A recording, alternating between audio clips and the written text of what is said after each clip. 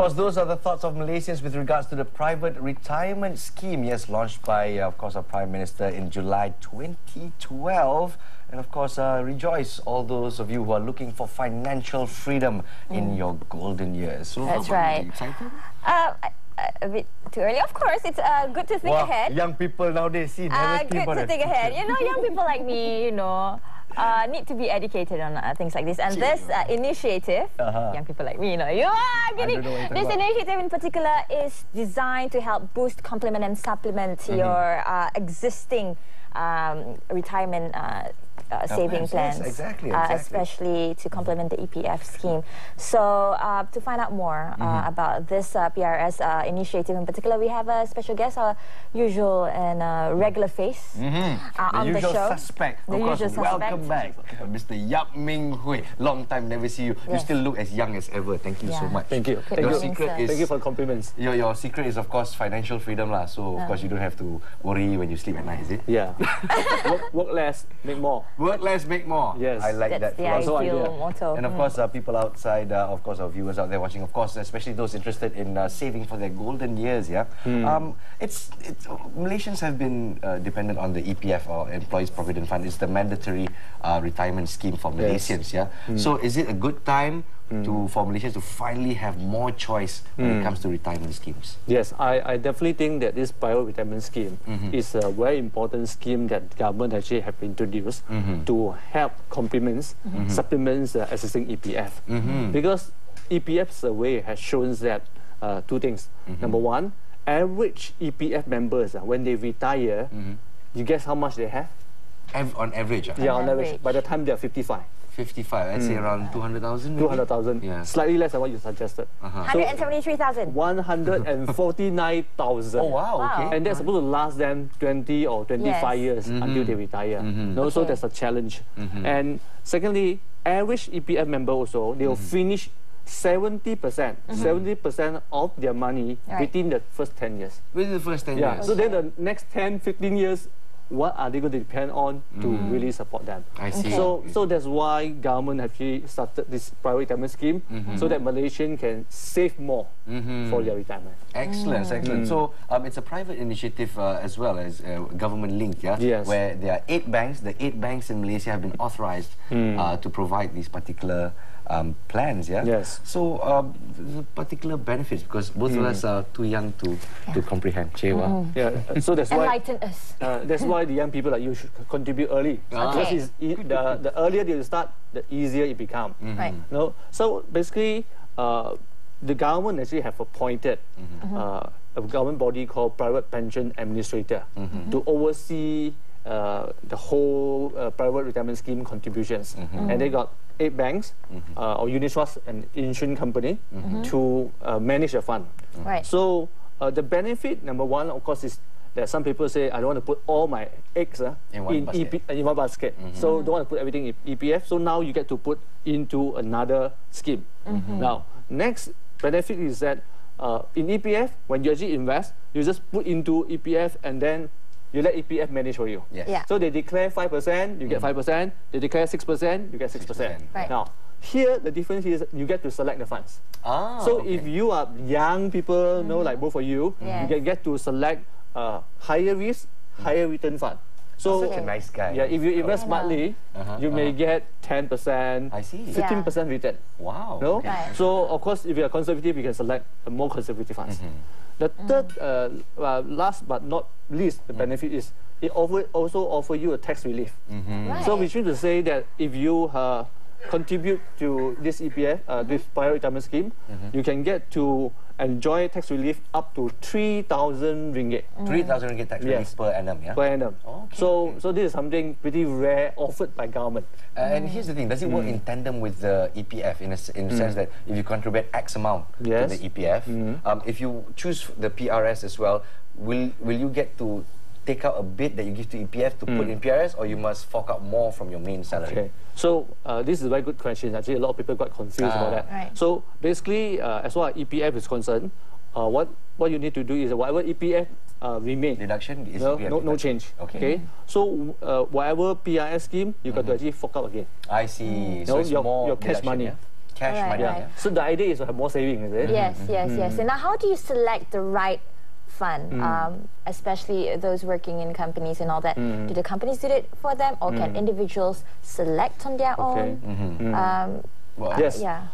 Individual can select the fund for themselves. Right. So because each company, each bank or provider, they call it PRS providers. They offer between maybe 5 to 10 funds. So if you're 8 providers, they may end up to be 50 to 100 funds for you to choose from. Okay. So first criteria for us to choose to consider when you want to select funds, you need to look at your own risk, like I mentioned now. Your risk, your return that you're targeting for. If you're targeting for, say, high return, you must be aware of the high risk that come along. So if you are conservative, then you select a more conservative fund. Okay, so of course this is voluntarily, so you yes, know, so you need to choose a fund that suits you. Otherwise, you may invest, then you find that your actually fund end up losing money. I see. You know, because I think you're going to ask the questions. Will this PRS fund offer guaranteed return? Exactly. Yes. For EPF, you know, you always get 5%, 7% a year. Correct. But with the PRS, will there be a lockdown percentage? The answer is there's no guarantee return. There's no guarantee of your capital as well. So if you invest wrongly, you may end up not only not getting the return, you may get zero return. Yes. You know? Worse still, you may even lose the capital. So you invest 1,000 ringgit, you may end up left with 900 ringgit. Well, right now the government is giving more mandate to employees, of course, to have a chance to choose their own destiny when it comes to saving. Do you feel that Malaysians are mature enough to take over, and of course not just having to depend on EPF alone? Are we mature enough? I guess we had come to you see, after the global financial crisis in the year 2008, a lot of people realized that they cannot trust the big brand anymore. You see, those days people think that if I trust Lehman Brothers, well, they're very big. No, AIA very big. You know? I won't lose money. I won't lose money. So if I select this big company. But then after global financial crisis, they will discover that's wrong. So not only need to actually understand the company, you need to understand what you invest into. You know, so and then you need to learn that. Same thing also, this PRS, the government also do not want everybody to just depend on EPF. This is a good opportunity for everybody to start to learn which one are aggressive funds, which one are more conservative funds, and what the risk. And say, for example, I still talk about the criteria.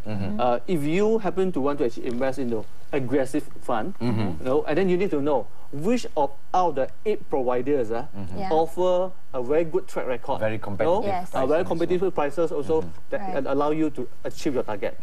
So last but not least is a sale charge. Now you see EPF, when you contribute to EPF, there is no sale charge. You know, but here the sale charge can vary to like 0% to 3%. Okay. So if you are just 3%, you are like automatically losing 3%. Exactly, from the start already. Yes. And there's annual management fee also. Annual management fee may range between like 1% to 2.25%. So they charge you annually. So on the start, you have to make that much already to break even. So that's why as a smart consumer like us, of course, we have to select the fund with good value, good performance, plus also minimum charges. Okay, so it's very important for consumers and investors to actually study the banks and financial institutions involved thoroughly before they actually decide. Yes, look before you leave. That's a very particular. Yes, and that was the article that you wrote. That was the headline of the article that you wrote. Look before you leave. Look before you leave. You know, are there any challenges with regards to investing in the PRS? I think for people out there, when you want to actually invest in PRS, you're right.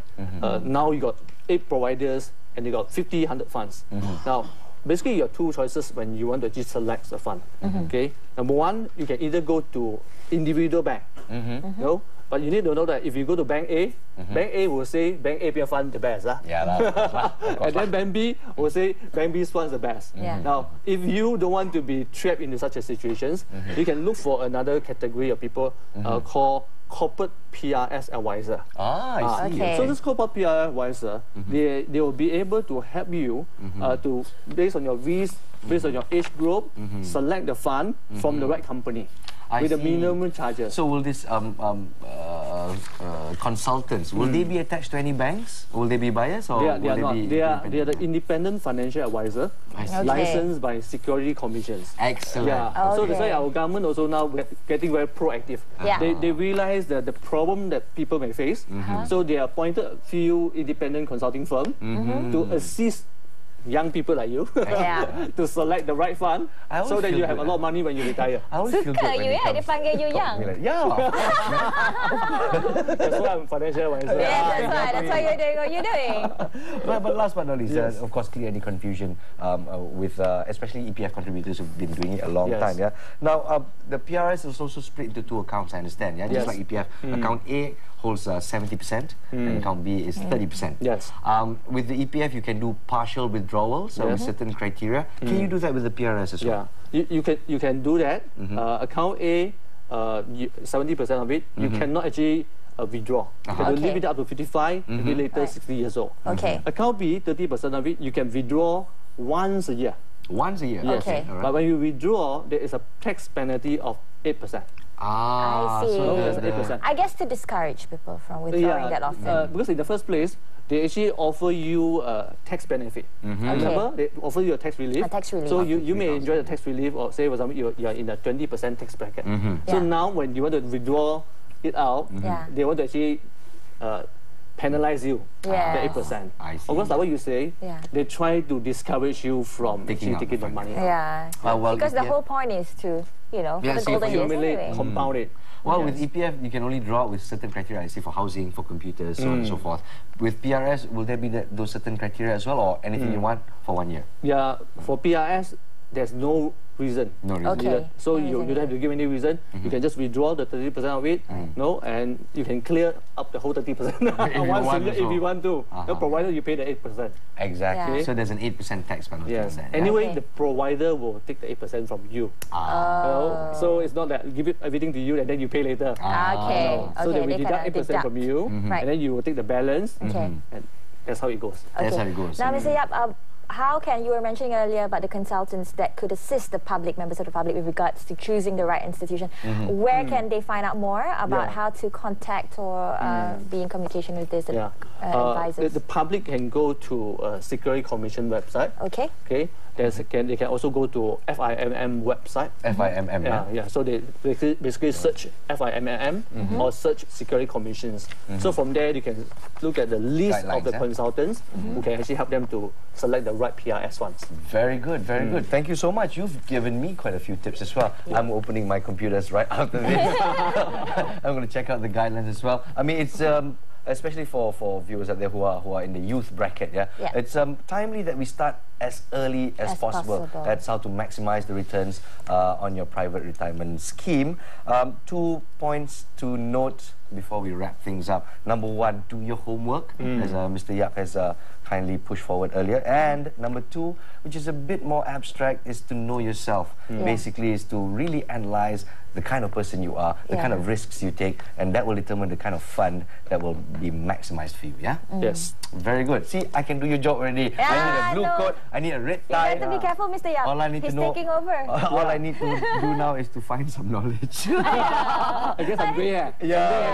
That one is by experience. Thank you so much, Thank Mr. you Yap. so much. Much appreciated. And of course, for more information, you can also surf his website, www.yapminghui.com, for more tips, not just on PRS, but on many other things financial. All right. We're going to take a quick break, but here's what's coming up next after the commercials. Don't go away.